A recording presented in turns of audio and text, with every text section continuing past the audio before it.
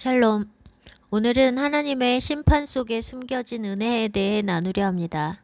심판이라 하면 두려움을 갖고 안 좋은 측면만 보기 쉽습니다. 그런데 제가 오늘 나누려 하는 것은 두려워 보이는 심판 속에 숨겨진 하나님의 은혜입니다.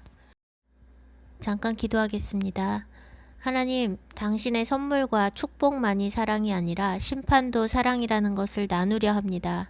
저에게 깨닫게 하시고 경험하게 하신 것을 나눌 때 이 말씀을 듣는 주님의 자녀들도 동일하게 하나님의 사랑을 깊이 깨닫고 느낄 수 있게 해주십시오.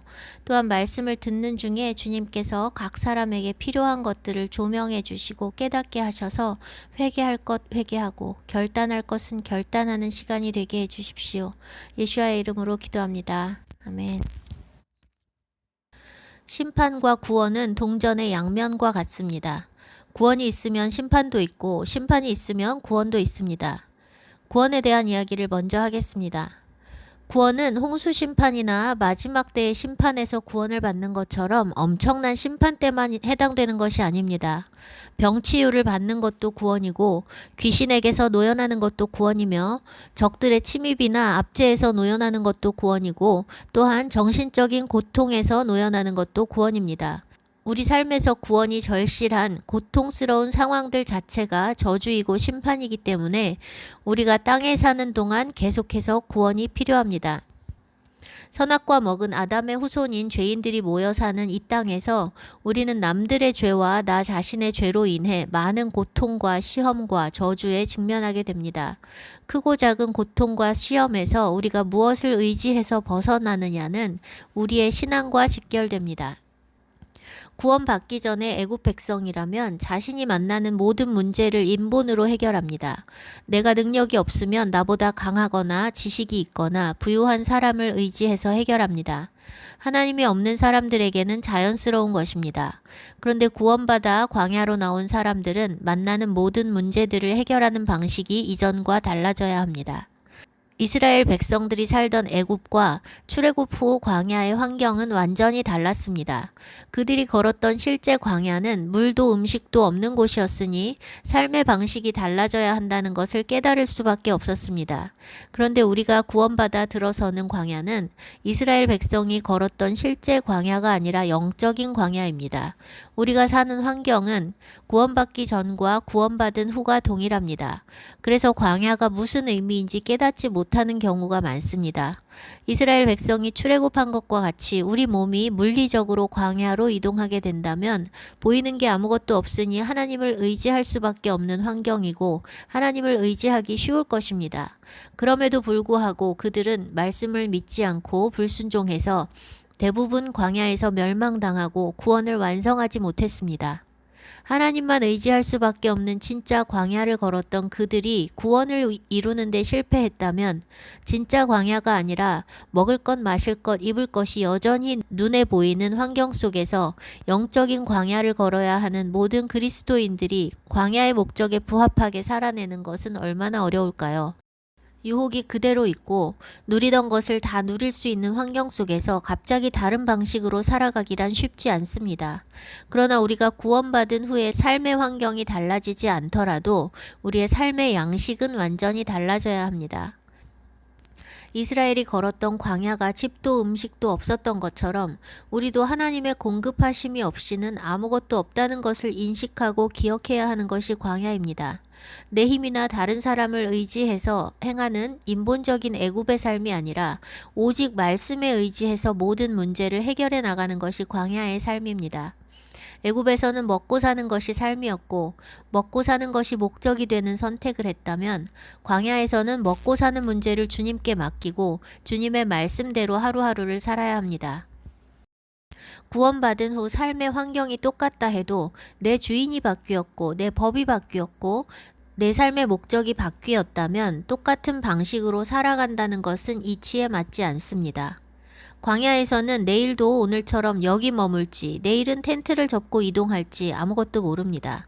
내일도 모르는데 먼 미래를 위한 계획을 세우는 것은 의미가 없습니다. 광야는 내 계획이 없이 하나님의 말씀으로 사는 땅입니다. 내 성공을 위한 계획들, 더 나은 삶을 살기 위한 계획들이 의미가 없습니다. 영원히 머물 곳이 아니라 지나가는 광야이기 때문입니다. 그런데 많은 기독교인들은 이 광야가 영원히 머물 땅인 것처럼 땅에서 누릴 것을 목표로 하여 달려갑니다. 재물을 쌓고 스펙을 쌓고 관계를 쌓아서 이 땅에서 더 높은 위치, 더 나은 삶을 얻기 위해 노예처럼 공부하고 노예처럼 일합니다. 광야는 영원히 머물 곳이 아니고 내일 일을 알 수 없는 하루하루 사는 땅입니다. 예수님께서 말씀하십니다. 마태복음 6장 34절. 그러므로 내일 일을 위하여 염려하지 말라. 내일 일은 내일이 염려할 것이요 한날의 괴로움은 그날로 족하니라. 쌓을 곳이 없도록 많이 가진 자가 더 쌓기 위해 곳간을 헐고 더 크게 지어 쌓아두려 하며 생각합니다. 여러 해 쓸 물건을 많이 쌓아두었으니 평안히 쉬고 먹고 마시고 즐거워하자. 하나님께서 말씀하십니다. 어리석은 자여, 오늘 밤에 내 영혼을 도로 찾으리니 그러면 내 준비한 것이 누구의 것이 되겠느냐. 불신자는 말할 것도 없고 신자들도 마찬가지로 안정된 삶을 위해 쌓아두고 재테크를 하고 연금과 갖가지 보험을 들고 만일의 사태와 노후를 대비합니다. 이 땅이 영원한 집이 아니라 잠시 지나가는 광야라는 사실을 알지 못하는 사람들의 삶의 방식입니다. 일주일 정도 진짜 광야로 여행을 떠난다고 생각해 보십시오. 잠시뿐이니 불편함을 각오하고 여행을 떠날 것입니다. 1년이라면 혹은 3년의 광야 체험이라면 준비할 것이 더 늘어날지도 모르겠습니다. 그러나 그 기간이 얼마가 됐든 거기가 내 영원한 집이 아니라는 사실을 인식한다면 거기서 호의호식하며 온갖 것을 다 쌓아두고 살려 하지 않을 것은 분명합니다. 그 광야의 시간이 언제 끝날지 아무도 알지 못하는데 우리는 이 땅이 광야라는 것과 광야에서의 시간이 언제라도 끝날 수 있다는 것을 생각하지 않고 많은 것을 누리고 쌓기 위해 애씁니다. 애굽에 있으나 광야에 있으나 마주하는 문제들은 같습니다. 생존에 대한 염려는 아무것도 보이지 않는 광야뿐 아니라 모든 것이 있는 애굽에서도 동일하게 있습니다. 노예처럼 일해서 먹을 것이 보장되어 있어도 늘 생활에 대한 염려가 있는 것이 사람들입니다. 애굽이나 광야나 예기치 못하게 발생하는 사건, 사고들이 있습니다. 주변 사람들과의 갈등도 똑같이 존재합니다. 부부간의 갈등, 자식 문제도 다 똑같이 존재합니다. 믿음을 고백하며 출애굽했다고 삶의 문제가 다 사라지거나 사람이 갑자기 거룩해지고 선해지는 일은 일어나지 않으니 사람들이 모여 살며 생기는 모든 문제는 구원받기 전에 애굽에서나 구원받은 후에 광야에서나 똑같이 존재합니다. 다만 주인이 바뀌었고 법이 바뀌었으니 새로운 법에 따라 살아야 하는 것인데 이전에 살던 육신의 방식, 인본을 버리는 것은 쉬운 일이 아닙니다. 익숙해진 삶의 방식은 내 정체성의 일부와도 같이 내면화되었기 때문에 의식적으로 제거하려 하지 않는 한 사용하던 언어, 행동, 습관, 생각들이 자동으로 바뀌지는 않습니다. 제 안에도 버려져야 할 육신의 것들, 인본이 얼마나 많은지 주님께서 조명해 주시지 않으면 나에게 무슨 문제가 있는지도 모르고 평생 그렇게 살다가 죽을 수밖에 없다는 것을 깨닫습니다.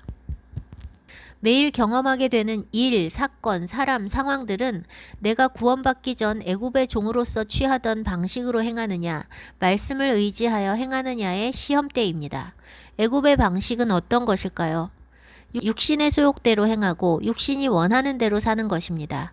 돈이 있으면 사고 싶은 것을 마음대로 사고, 돈이 없어도 갖고 싶으면 빌려서 사고, 아프면 무조건 병원 찾고 약국 찾고, 아픈데 돈이 없으면 돈 빌려서라도 병원 가고, 오른뺨 맞으면 왼뺨까지 때려주고, 9개 가지고 있으면 하나 채워서 10개 만들고, 걱정되면 걱정하고, 두려우면 두려워하고, 미우면 미워하고, 험담하고, 나보다 못해 보이면 업신여기고 나보다 나아 보이면 시기하거나 유익을 얻기 위해 친해지려 하고.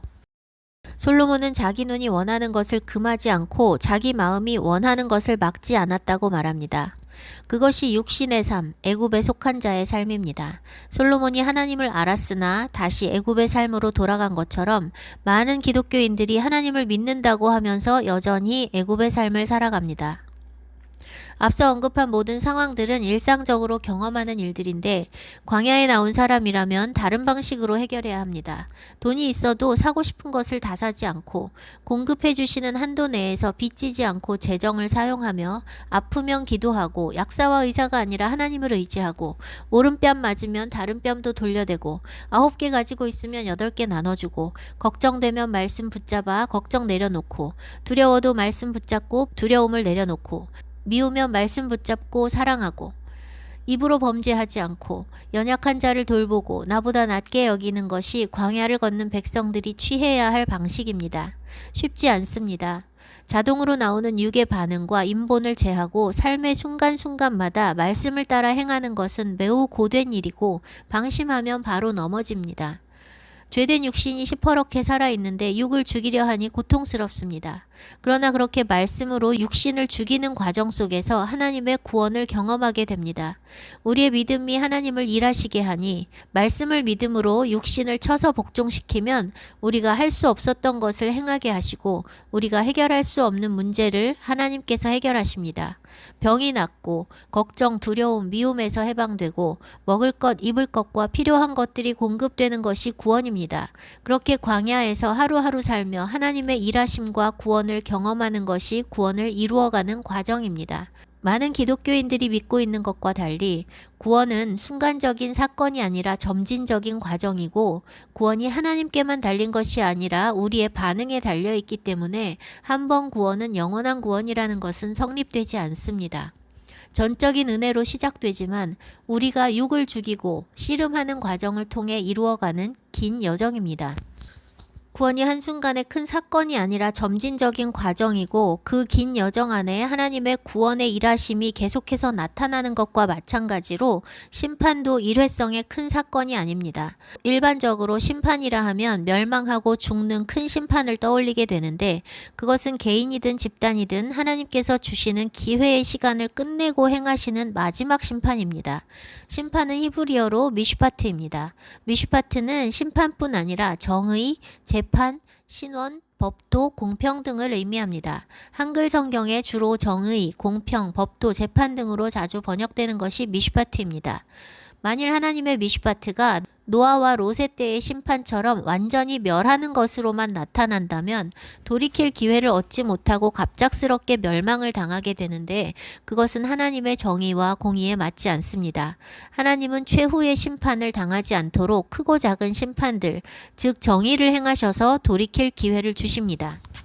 불법과 불의가 드러나서 감옥을 가게 되는 것은 하나님의 정의를 나타내시는 것으로 돌이킬 기회를 주시는 것입니다.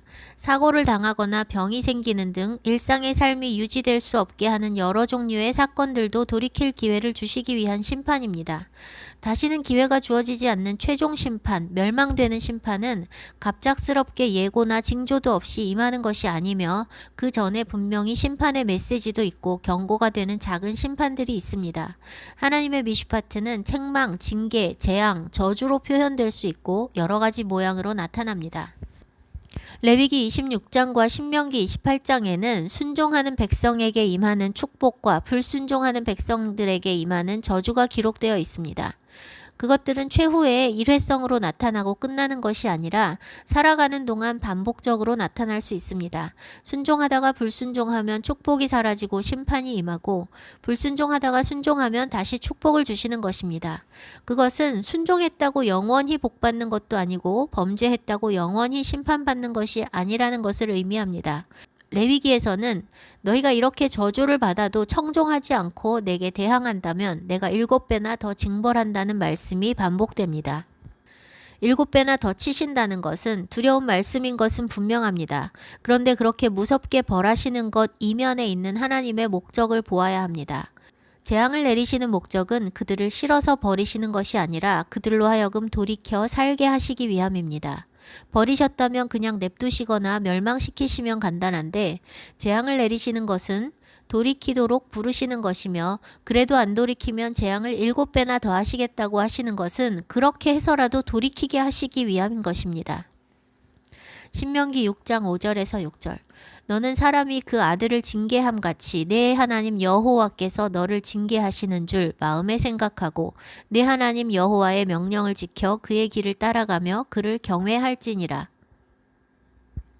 아들을 징계하는 부모의 마음은 사랑입니다. 또 히브리서는 징계가 없으면 사생자라고 말씀합니다. 징계가 있으면 하나님께서 사랑하신다는 증거이고 아직 돌이킬 기회가 있다는 뜻입니다. 그러니 하나님 말씀대로 살지 않는데 별 문제 없이 잘 살고 있다고 좋아할 일이 아니고 문제에 둘러싸여 있는 사람들을 판단할 일도 아닙니다. 징계가 있다는 것은 사생자가 아니라는 증거이고 이제 돌이킬 때라는 것을 계속 사인으로 보내시는 것입니다. 별 문제 없다는 것은 버려졌거나 아직은 맞아도 정신 못 차릴 때인 것일 수 있습니다. 믿는다고 말하면서 세상을 너무 사랑하여 광야에 나오지도 않고 애굽에 머물고 있는 사람은 매를 맞아도 그것이 매인 줄도 모르고 그러려니 하고 살아갑니다. 구원받은 적이 없는 사람들이 구원받았다고 착각하고 있는 경우가 허다합니다. 징계는 아픕니다. 그러나 징계를 듣지 않으면 더 큰 고통 혹은 돌이킬 수 없는 영원한 고통에 처해지게 되기 때문에 아파도 징계를 해주시는 것이 감사한 것입니다. 하나님께서 주시는 모든 것은 우리에게 좋고 유익한 것입니다. 그 모양이 좋아 보이지 않아도 그 맛이 쓰더라도 좋은 것입니다. 하나님의 목적은 처음부터 끝까지 우리를 살리시는 것이기 때문입니다. 에스겔 18장 31절에서 32절 너희는 너희가 범한 모든 죄악을 버리고 마음과 영을 새롭게 할지어다. 이스라엘 족속아 너희가 어찌하여 죽고자 하느냐. 주 여호와의 말씀이니라. 죽을 자가 죽는 것도 내가 기뻐하지 아니하노니 너희는 스스로 돌이키고 살지니라. 이 말씀은 하나님을 모르는 이방인들에게 하시는 말씀이 아니라 하나님을 믿는 백성 이스라엘에게 하신 말씀입니다. 또한 하나님을 믿는다고 하나 패역한 오늘날의 교회에게 하시는 말씀입니다. 하나님께서 얼마나 우리를 살리기 원하시는지 느껴지십니까? 죽을 길을 향해 열심히 달려가는 영혼들을 향해 돌이키라고 하나님께서 애타게 외치시는데 사람들이 듣지 않습니다. 잠언 1장 32절에서 33절 어리석은 자의 배교가 자기를 죽이며 미련한 자의 안일이 자기를 멸망시키려니와 나를 듣는 자는 안전하게 거하며 재앙의 두려움이 없이 평안하리라. 사람들이 어리석고 미련해서 돌이키라고 외치시는 하나님의 음성을 듣지 않고 육신대로 안일하게 살아가는데 그 끝은 사망입니다.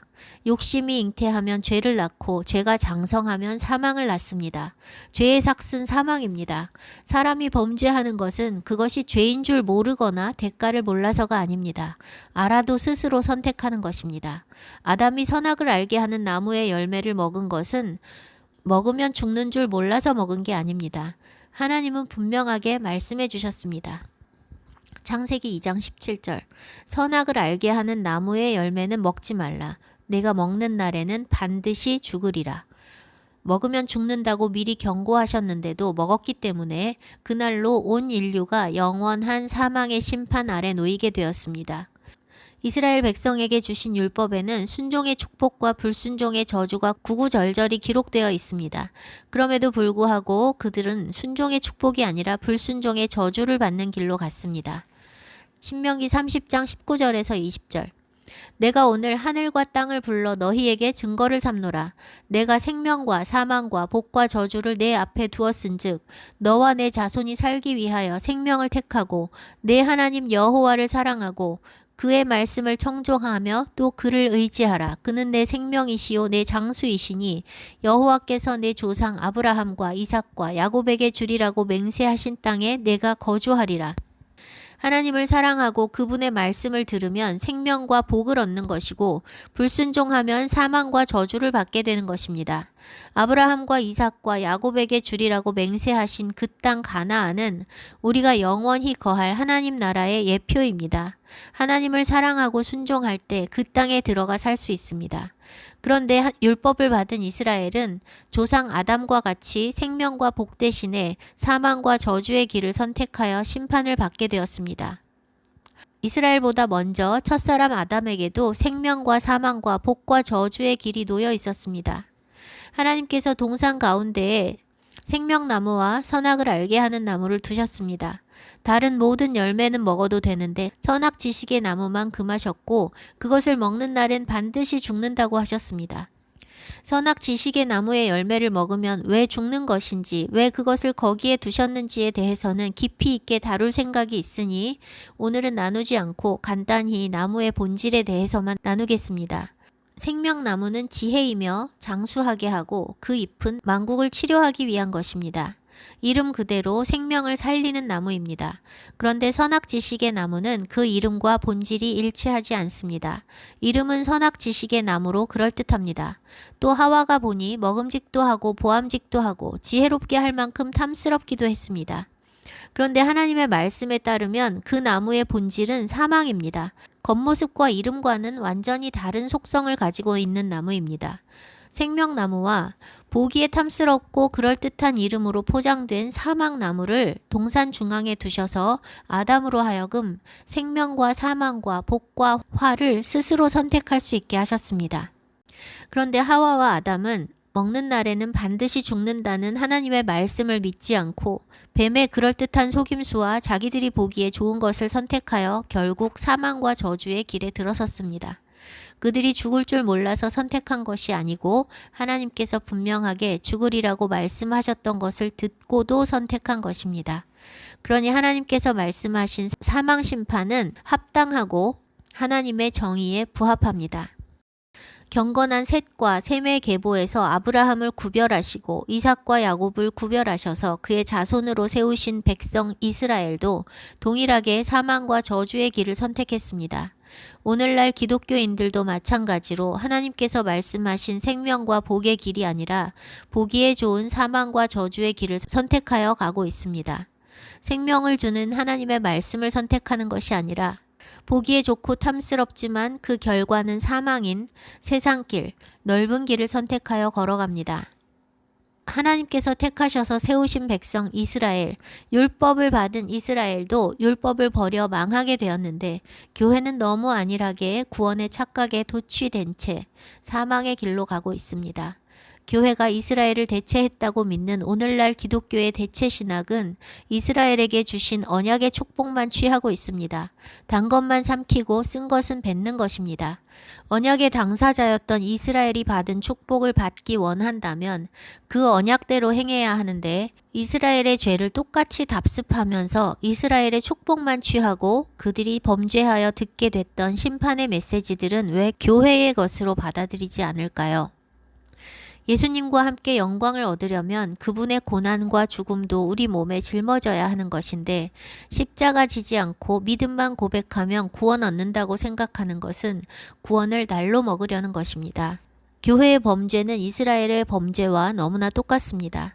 그런데 대체 신학으로 눈과 귀가 가려져서 회개를 촉구하시는 하나님의 말씀을 듣지 못하고 하나님께서 주시는 책망과 심판은 거부하고 축복과 평안만을 원합니다. 책망과 심판은 사랑입니다. 하나님의 사랑이 무조건적이라고 생각하는 사람들이 있습니다. 잘못된 생각입니다. 하나님의 사랑은 조건적입니다. 하나님의 사랑이 측량할 수 없을 만큼 크고 완전하지만 조건이 없는 것은 아닙니다. 언약이 바로 조건입니다. 조건이 없다면 언약도 필요 없습니다. 그냥 무조건 다 구원해 주시면 됩니다. 그러나 언약은 계약이고 양방이 다 지켜야 효력이 있는 것입니다. 일방이 깨면 깨지는 것입니다. 순종하면 살고 불순종하면 죽는 것이 언약의 본질입니다. 그분의 법대로 살면 언약을 지키며 그분의 은혜 안에 거하는 것이고 불순종하면 스스로 언약을 깨는 것이니 언약 백성의 신분을 스스로 버리는 것입니다. 조건이 없다면 막 살고 맘대로 범죄해도 은혜 주시고 구원해 주시겠지만 그분의 말씀에 순종해야 언약 안에 머물고 구원받는 것이니 조건이 있는 것입니다.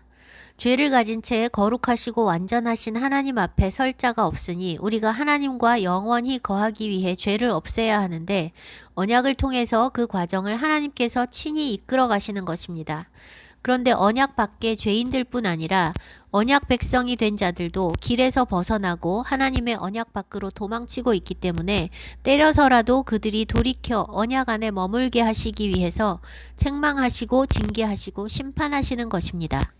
거짓 선지자들은 재앙의 때에도 평강을 외쳐 사람들의 귀를 즐겁게 했지만 하나님께서 참 선지자들을 통해 주신 말씀들은 다 회개를 촉구하는 심판의 메시지였습니다.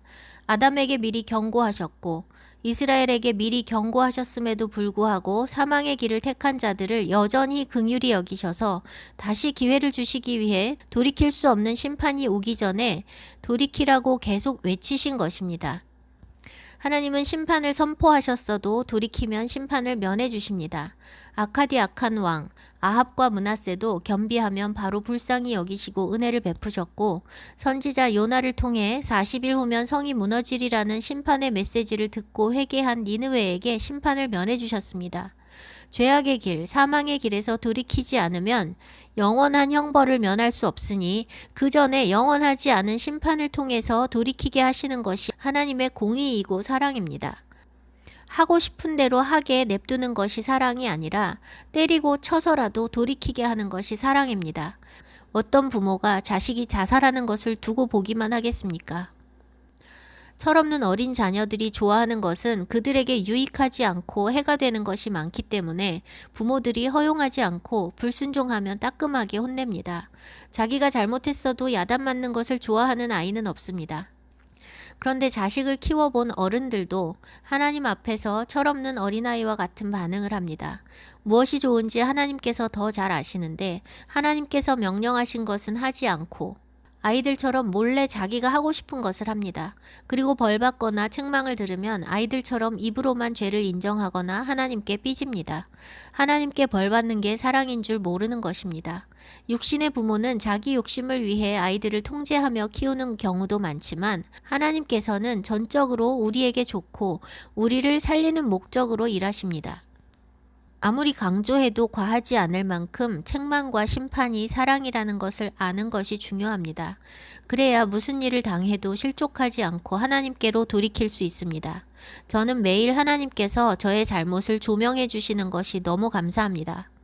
눈만 뜨면 눈과 귀와 입과 생각과 손과 발로 범죄하는 것이 인간인데 회개하고 돌이켜야 하는 것을 하나님께서 조명해 주시지 않으면 그 죄를 그대로 싸들고 심판대 앞에 서야 하니 그러지 않도록 깨우쳐 주시는 것이 얼마나 감사한지 모릅니다. 주님께서 깨닫게 하신 말씀을 가지고 말은 번드르르하게 하면서 입만 살아있는 제 모습을 주님께서 조명해 주시지 않으면 저 스스로 깨닫는 것은 불가능합니다. 죄를 드러내 주셔야 처리를 할 수 있으니 죄를 깨닫게 하시는 것은 복 중의 복입니다. 죄뿐 아니라 제가 더 자라갈 수 있도록 생활 속에서 많은 말씀과 깨달음을 주시며 저를 돌보시는 그 사랑을 날마다 경험하기 때문에 아무리 세게 책망하시고 때리셔도 저는 하나님께 삐지지 않고 하나님이 옳으시고 선하시다고 고백합니다.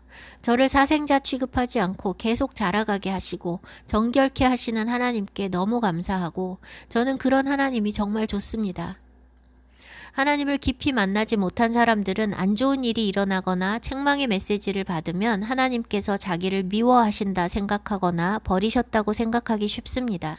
따뜻한 사랑을 충분히 받고 잘못했을 때도 인격을 훼손하지 않고 사랑으로 훈육하는 부모를 가진 자녀들은 하나님에 대해 왜곡된 시각을 가지지 않지만 안타깝게도 건강하게 사랑으로 훈육하는 부모들은 지극히 적고 대다수의 부모들은 그렇지 않습니다.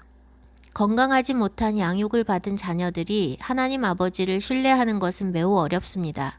저 역시 엮이는 가정에서 자랐기 때문에 하나님의 사랑이 어떤 것인지 느끼기 어려웠습니다. 그런데 하나님과의 실제적인 관계 속에서 그분의 돌보심과 신실하심과 인자하심과 오래 참으심을 수도 없이 반복적으로 경험하다 보니 자연스럽게 하나님의 사랑을 깊이 신뢰하게 되었습니다. 하나님을 경험할수록 신뢰는 두터워질 수밖에 없습니다. 그러니 안 좋은 일이 일어난다 해도 하나님이 날 버리셨다거나 날 미워하신다거나 난 억울하고 하나님이 옳지 못하다거나 하는 생각을 하지 않습니다. 억울한 일들은 많이 발생하지만 그 억울함을 통해서 하나님은 그것과 비교할 수 없는 큰 깨달음과 축복을 주시니 결국 하나님은 옳으시다는 것을 늘 고백하게 됩니다. 책망과 징계와 고난은 가장 큰 축복입니다. 그것을 통해 우리가 영원한 나라에 한 걸음 더 가까워지기 때문입니다. 이제 구체적으로 하나님께서 우리로 하여금 돌이키도록 징계로서 내리시는 저주에 어떤 것들이 있는지 간략하게 살펴봅니다.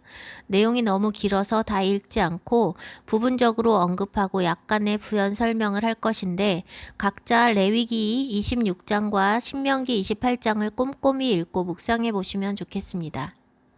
레위기 26장 16절 내가 이같이 너희에게 행하리니 곧 내가 너희에게 놀라운 재앙을 내려 폐병과 열병으로 눈이 어둡고 생명이 쇠약하게 할 것이요 너희가 파종한 것은 헛되리니 너희의 대적이 그것을 먹을 것임이며. 신명기는 이렇게 기록합니다. 28장 21절에서 22절 여호와께서 내 몸에 연병이 들게 하사 내가 들어가 차지할 땅에서 마침내 너를 멸하실 것이며 여호와께서 폐병과 열병과 염증과 학질과 한재와 풍재와 썩는 재앙으로 너를 치시리니. 27절 28절 여호와께서 애굽의 종기와 치질과 괴혈병과 피부병으로 너를 치시리니 내가 치유받지 못할 것이며 여호와께서 또 너를 미치는 것과 눈머는 것과 정신병으로 치시리니 맹인이 어두운 데서 더듬는 것과 같이 내가 백주에도 더듬고 내 길이 형통하지 못하여 항상 압제와 노략을 당할 뿐이리니 너를 구원할 자가 없을 것이며. 연병, 폐병, 열병, 염증, 학질, 눈멈, 쇠약함, 종기, 치질, 괴혈병, 피부병, 미침, 정신병으로 치신다고 하십니다. 이러한 병들 외에도 오늘날 얼마나 많은 사람들이 질병으로 고생합니까? 수명은 늘어났지만 여러 가지 병으로 병치레하며 병원을 들락거립니다. 그런데 많은 경우 병원은 치료가 아니라 증상만 억제시킬 뿐입니다.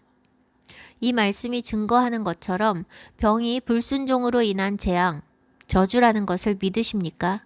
그것을 믿는다면 병이 생겼을 때 병원이 아니라 하나님을 찾는 것이 마땅합니다.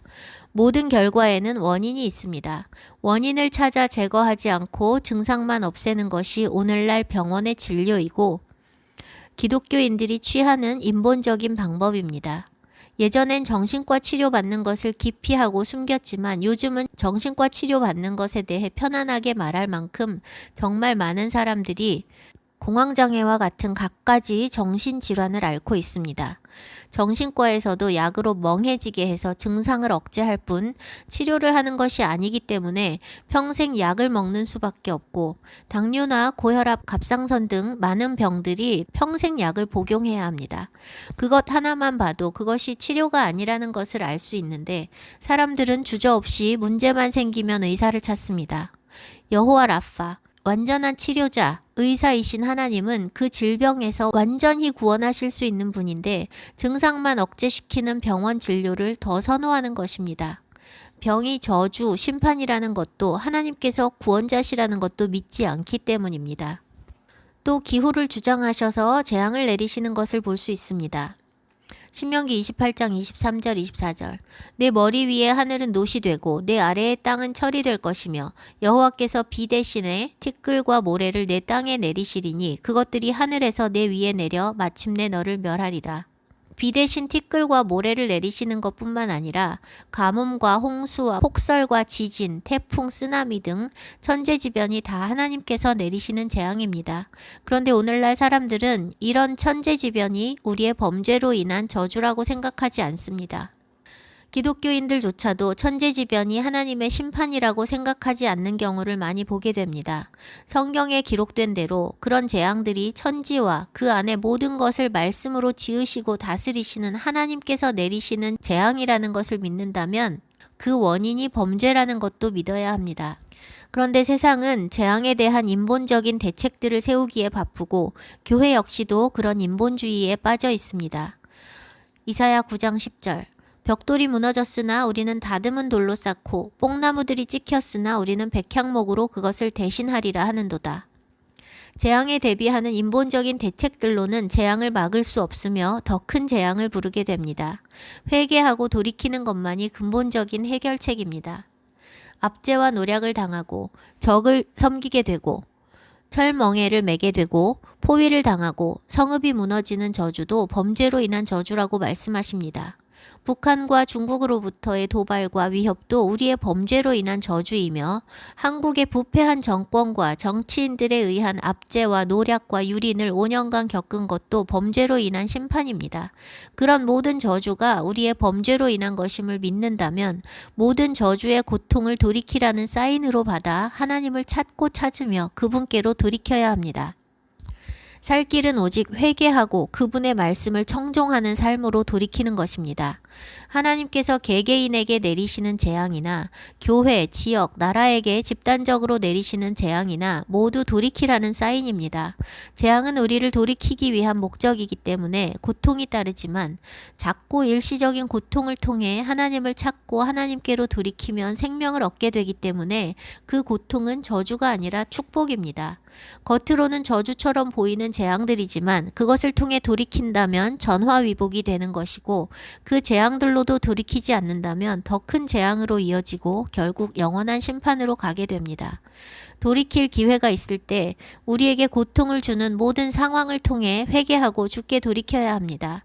큰 재앙을 목격하고 면하여 살아남게 된 사람에게는 목격한 그 심판이 하나의 돌이킬 수 있는 기회가 됩니다. 얼마 전 있었던 압사 사고는 기획된 사고라는 증거들이 나타나고 있지만 사람이 악한 의도로 기획한 사고라 해도 사람의 생명이 죽게 있으니 사고로 인한 피해는 하나님께서 허락하신 심판입니다. 그런데 세상뿐 아니라 교회도 인본적으로 위로하고 인본적인 해석을 합니다. 귀신 축제는 하나님 앞에 가증한 범죄입니다.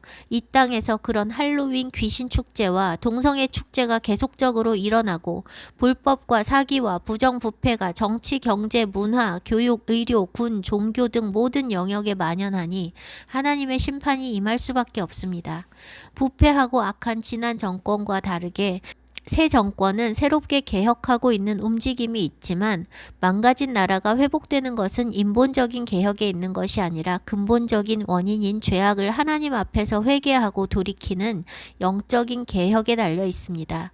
요시야와 히스기야의 영적인 개혁을 통해서 몰락해가고 있던 유다 왕국이 한때 회복되었습니다. 지도자들이 나라의 흥망성쇠에 매우 큰 비중을 차지하지만 지도자가 아무리 잘해도 개개인이 부패하고 범죄에서 돌이키지 않으면 돌이키지 않은 그 사람은 심판을 받게 되고 돌이키지 않는 사람들로 가득한 나라는 망할 수밖에 없습니다. 범죄로 인해 무너지는 나라가 회복되기 위해서는 회개와 영적인 개혁이 아니고서는 불가능합니다. 심판의 메시지와 재앙들을 통해 하나님께로 돌이키면 영원한 심판을 면하고 다시 생명을 얻습니다. 회개하고 돌이키라는 메시지를 듣지 않고 심판의 경고를 듣지 않은 패역한 세대에 하나님은 홍수 심판을 행하셨습니다. 땅과 공중의 모든 호흡 있는 것을 단번에 싹 쓸어버리시는 무서운 심판이었습니다. 홍수 심판은 성경만 기록하고 있는 것이 아니라 다른 종교의 문헌들에도 기록되어 있습니다. 심판의 주체와 내용이 상이하긴 하지만 홍수 심판이 역사적 사실이라는 것을 문헌들이 증명하고 있고 온 세상이 그것을 알고 있다는 것을 의미합니다.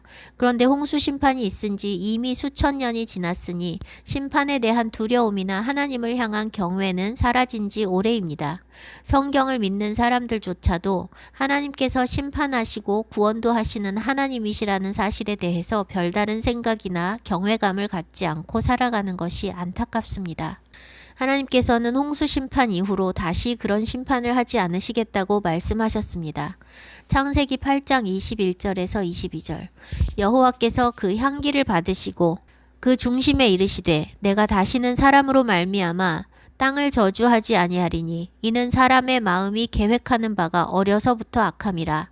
내가 전에 행한 것 같이 모든 생물을 다시 멸하지 아니하리니 땅이 있을 동안에는 심음과 거둠과 추위와 더위와 여름과 겨울과 낮과 밤이 쉬지 아니하리라. 모든 생명을 한꺼번에 심판하는 무서운 심판을 다시 하지 않으시겠다는 것은 은혜입니다. 사실 그런 어마어마한 심판은 모든 인류로 하여금 전능하신 하나님을 두려워하고 경각심을 갖게 할 수 있는 사건입니다.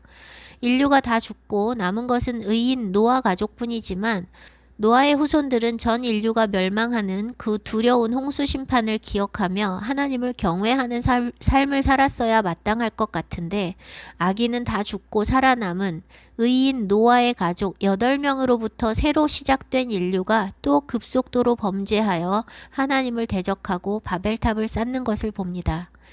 완악하고 목이 곧은 인간에게는 아무리 크고 무서운 심판이라도 곧 잊혀지는 하나의 사건일 뿐인 것입니다. 온 애굽의 재앙이 줄줄이 이어져도 철벽을 두른 것처럼 이스라엘이 머물던 고센 땅만은 안전하게 보호받고, 온 애굽의 장자가 다 죽어나가도 어린 양의 피를 바른 이스라엘의 장자들은 무사했고, 이스라엘 자손들이 걸어갈 수 있도록 바다가 갈라지고 그 똑같은 바다가 애굽 병사들을 다 집어삼켰어도 애굽 사람들은 여전히 여호와 하나님을 믿지 않았고, 구원받은 이스라엘 백성들도 여전히 불신앙과 불순종으로 일관했습니다. 하나님께서 모든 사람들의 삶에 심판이라는 채찍과 구원의 은혜를 끊임없이 베푸시고 하나님의 하나님 되심을 나타내시지만, 완악하고 목이 곧은 백성들은 은혜가 은혜인 줄도 모르고 심판도 하나님께서 행하시는 것임을 인정하지 않습니다. 심판을 통해 돌이키게 하시려는 그분의 사랑을 깨닫지 못합니다. 비를 악인과 선인에게 내려주시고 해를 의로운 자와 불의한 자에게 똑같이 비춰주시는 하나님의 은혜를 알지 못합니다. 먹을 수 있고 배설할 수 있고 잠잘 수 있는 것이 하나님의 은혜인 줄을 알지 못합니다. 전쟁도 가뭄도 홍수도 쓰나미도 지진도 토네이도도 전염병도 불치병도 정신질환도 압제도 다 심판임을 알지 못합니다. 심판을 봐도 두려운 줄 모르고 은혜를 입어도 감사할 줄 모르는 것이 패역한 인간들입니다. 마태복음 11장 16절에서 17절. 이 세대를 무엇으로 비유할까? 비유하건대 아이들이 장터에 앉아 제 동물을 불러 이르되, 우리가 너희를 향하여 피리를 불어도 너희가 춤추지 않고 우리가 슬피 울어도 너희가 가슴을 치지 아니하였다 함과 같도다. 영원한 불못을 향해 달려가는 인간을 살리시기 위해서 하나님께서는 크고 작은 심판들과 구원으로 태초부터 지금까지 끊임없이 일하고 계신데, 구원받아야 하는 인간들은 도무지 반응하지 않습니다. 제 마음도 이렇게 안타까운데 하나님의 마음은 얼마나 안타까우실까요? 우리에게 안 좋은 일, 불쾌한 일, 억울한 일, 사건, 사고가 발생할 때, 병이 생길 때, 두려움이 임할 때, 재정난으로 고통당할 때, 하는 일마다 안 돼서 낙심될 때, 사람들과의 관계가 고통스러울 때, 사랑하는 사람들을 떠나보냈을 때 등등 나에게 고통을 주는 모든 상황 속에서 하나님을 기억해야 합니다. 그것이 심판이든 징계든 사단의 공격과 방해든 관계없이 주께로 돌이켜야 하거나 주께 더 가까이 붙어야 한다는 사인입니다. 그때 늘 하던 방식대로 인본으로 내 방법으로 행하지 말고 주님 앞에 엎드려야 합니다. 회개해야 할 것들을 보여주시면 회개하고 주님께서 문제를 해결해 주시도록 간구하고 맡겨야 합니다. 주님께서 구원자이시니 주님께서 구원하셔야 합니다. 내가 나를 구원하려 하면 주님께서 구원하실 길을 막는 것입니다.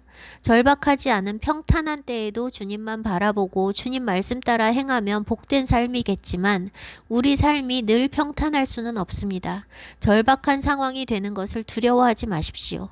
절박한 상황이 되어야 주님께서 일하십니다. 우리가 악하기 때문에 절박하지 않으면 하나님을 찾지 않고 내 방식으로 내 힘으로 행하기 때문입니다. 내 방법이 남아있을 때 사람들은 주님을 의지하지 않습니다. 혈루병 걸린 여인이 언제 예수님의 옷자락을 만졌습니까? 많은 의사에게 많은 괴로움을 받고 가진 것도 다 허비했는데 아무 효험이 없고 도리어 더 중해졌을 때라고 마가복음은 기록하고 있습니다. 의사들도 낫게 하지 못하고 돈도 없고 더 이상 방법이 없으니 예수님 옷자락을 잡은 것입니다. 밀고 밀릴 만큼 많은 사람들이 몰려와 있었는데 구원 얻기 위해서 주님 옷자락 잡은 사람은 그토록 절박했던 혈루증 여인 한 사람뿐이었습니다. 다른 사람들은 아무 문제가 없었을까요? 모든 사람들에게 각양각색의 문제들이 있지만 지푸라기라도 잡고 싶은 심정이 될 만큼 절박한 사람이 주님을 붙잡는데, 주님은 지푸라기가 아니라 유일하고 참되신 구원자이십니다. 전 세계 의학 박사가 다 모여도 예수님 옷자락에 견줄 수 없습니다. 산의 진미가 가득한 진수성찬도 예수님 상의 빵 부스러기에 견줄 수 없습니다. 병 낫고 귀신 쫓는 것뿐 아니라 우리 삶의 모든 문제와 고통에서 구원해 주실 분은 오직 주님뿐이십니다. 여호와께서 이스라엘 백성과 함께 하셔서 행하신 일들을 들은 가나안 땅의 거민들은 다 마음이 녹아내렸습니다. 인본을 버리지 않고 성문만 굳게 닫고 여호와께 항복하지 않은 여리고성 거민들은 진멸되었지만 첩자, 매국노로 죽임당할 위험을 무릅쓰고 구원 얻기 위해 이스라엘의 정탐꾼을 숨겨준 라합은 동족이 진멸당하는 심판에서 구원을 받았습니다.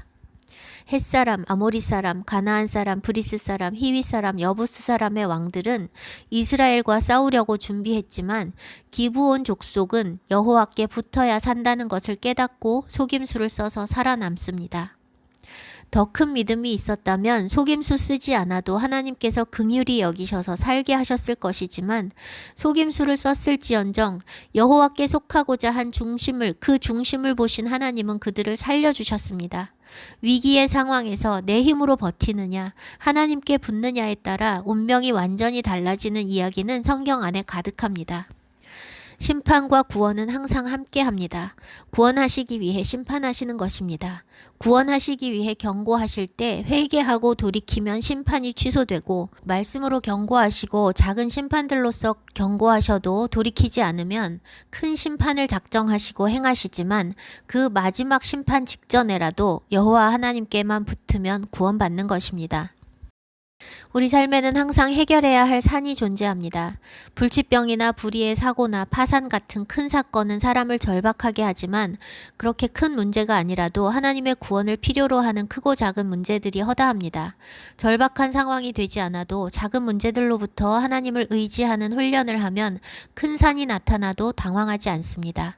하나님을 믿는다고 하지만 삶에 산적한 수많은 문제들을 다 인본으로 육신의 방법으로 해결해 나가면 문제가 해결되는 것이 아니라 오히려 더 커지고 많아지게 됩니다. 사도 수준의 삶이 아니라면 우리 삶의 문제의 대부분은 우리의 죄로 인한 것입니다.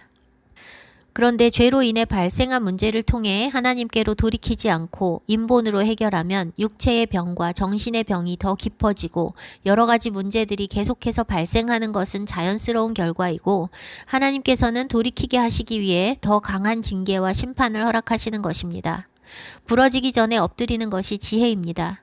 잘려나가 불태워지기 전에 열매 맺기 위해 애쓰는 것이 지혜입니다.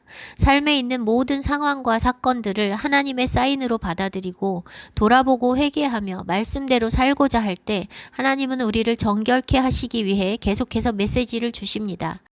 열매를 맺는 가지는 더 열매를 맺게 하기 위해 그것을 깨끗하게 하신다고 하셨습니다.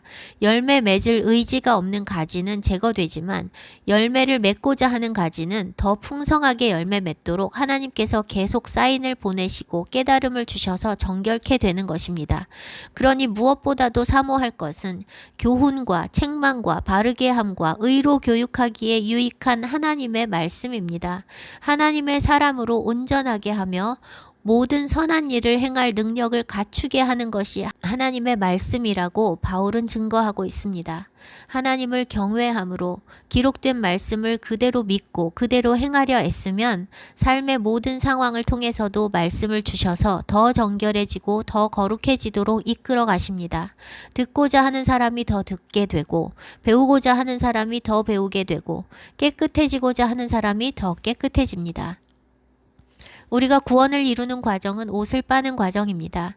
깨끗한 세마포는 성도들의 의로운 행실입니다. 계시록 19장 8절 그에게 빛나고 깨끗한 세마포 옷을 입도록 허락하셨으니 이 세마포 옷은 성도들의 옳은 행실이로다. 많은 사람들이 회개라는 것을 입으로 죄를 고백하는 것으로만 생각하는데 그것은 성경적인 회개가 아닙니다. 입으로 고백하는 것은 시작에 불과하고 죄에서 돌이켜 의의 길을 걷는 것이 회개입니다. 더 구체적으로 말하면 죄로 타락한 육신으로 행하던 행위들을 버리고 말씀대로 의를 행하는 것입니다. 그 의로운 행실이 회개에 합당한 열매입니다. 그러니 몸에 익숙한 육신의 행위들을 버리고 의로운 행실이 그것을 대체하지 않으면 회개한 것이 아닙니다. 어둠은 스스로 사라지지 않습니다. 빛이 어둠을 몰아냅니다. 중독을 인본으로 끊으려 하면 다른 중독에 빠집니다. 중독에서 벗어나는 길은 빛 대신 하나님께 빠지는 길밖에 없습니다. 악을 이기는 방법은 선을 행하는 것입니다. 원수를 미워하지 않으려 애쓰는 것이 아니라 사랑해야 합니다. 탐욕을 억누르려고 애쓰는 것이 아니라 나누고 베풀어야 합니다.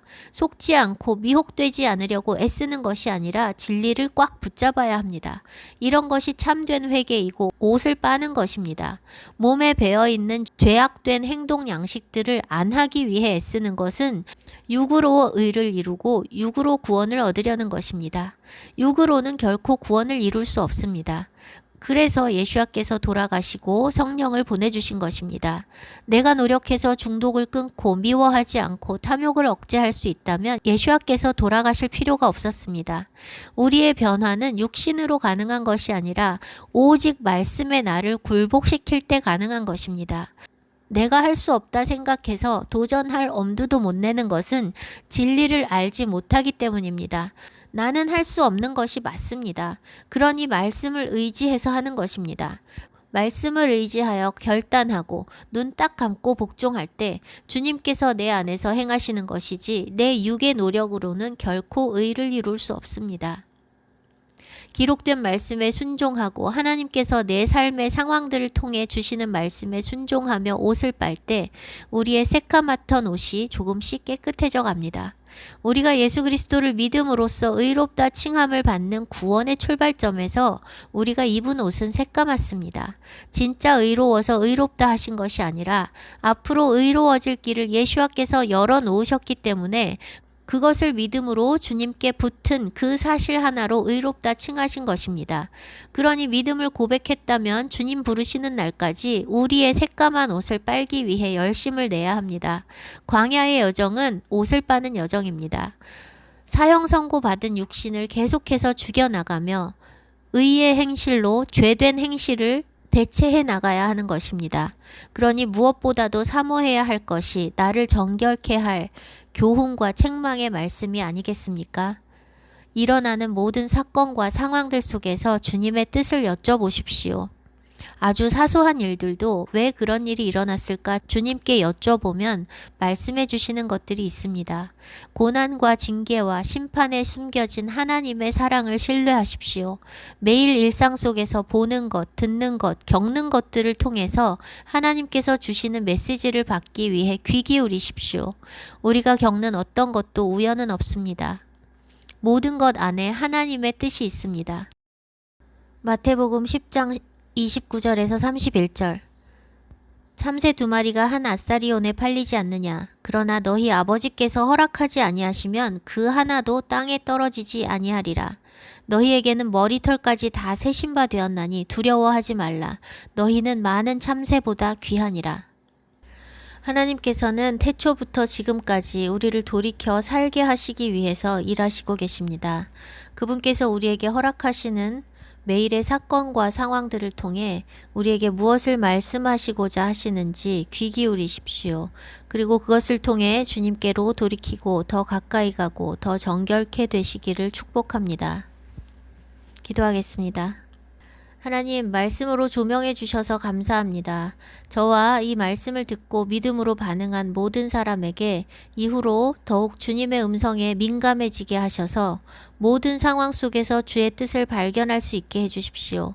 주님께서는 말씀하시는 하나님이시니 자연 만물을 통해서도 하루 일상의 작은 사건들을 통해서도 우리에게 말씀하신다는 것을 믿고 주님께 더욱 귀 기울이며 살게 하십시오.